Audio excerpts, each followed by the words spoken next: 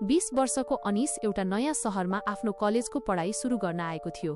उसले सस्तोमा एउटा सानो कोठा भेट्टाए, तर त्यो कोठा एउटा पुरानो, ठूलो र लगभग सुनसान घरको छेउमा थियो। त्यो घर धेरै वर्षदेखि खाली थियो र वरपरका मानिसहरूले त्यसलाई भुताहा घर भन्थे। एक रात अनिस सुतिरहेको बेला उसलाई त्यो सुनसान घरबाट मधुरो संगीतको आवाज आयो। त्यो धुन यति उदास र मिठो थियो कि अनिसको मनमा डर र उत्सुकताको मिश्रित भावना जाग्यो। उसले झ्यालबाट हेर्यो, तर अन्ध्यारोमा केही देखेन। अर्को रात त्यो संगीत फेरि बज्यो, तर यसपटक अलि ठूलो थियो। अनिस अब चुपचाप बस्न सकेन। उसले आफ्नो मोबाइलको टर्च बालेर हिम्मतका साथ त्यो घरतिर लाग्यो। पुरानो काठको गेट किर्र आवाज गर्दै खुल्यो।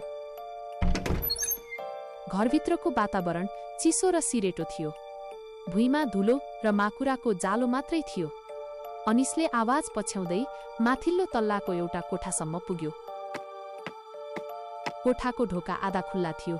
अनिसले बिस्तारै भित्र चिहाए। कोठाको बीचमा एउटा पुरानो पियानो थियो। अचम्मको कुरा त के थियो भने पियानोको अगाडि कोही पनि थिएन, तर पियानोका साँचोहरू आफै तलमाथि भइरहेका थिए र त्यही उदास धुन बजिरहेको थियो। डरले अनिसको शरीर काप्न थाल्यो। उसले पियानो नजिक गएर हेर्यो। पियानोको ढाक्ने ठाउँमा धेरै वर्ष पहिले लेखिएको एउटा हातले लेखिएको नोट टाँसिएको थियो। यो धुन मैले मेरा हराएको छोरीको लागि लेखेको थिएँ। मलाई यो बजाएको सुन्न मन पराउँथी। अब म मात्रै छु। मलाई लाग्छ अझै पनि यो धुन सुन्न वरिपरि आउँछे। त्यसैले यो पियानोले कहिल्यै बजाउन छोड्दैन।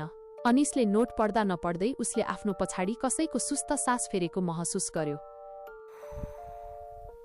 उसले झट्ट फर्केर हेर्यो।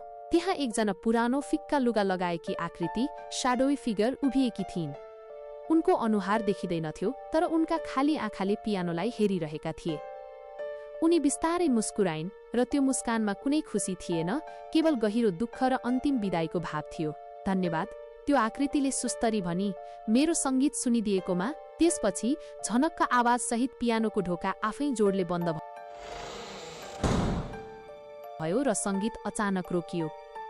कोठामा पूर्ण सन्नाटा छायो, यस्तो सन्नाटा कि अनिसलाई आफ्नै मुटुको ढुकढुकी सुनिरहेको थियो। जब अनिसले फेरि त्यो आकृति भएको ठाउँमा हेर्यो, त्यो त्यहाँ थिएन। अनिस एक शब्द पनि नबोली, पछाडि नहेरी सास रोकेर दौडियो। ऊ आफ्नो कोठामा पुग्यो, ढोका भित्रबाट बन्द गर्यो र रातभर सुत्न सकेन।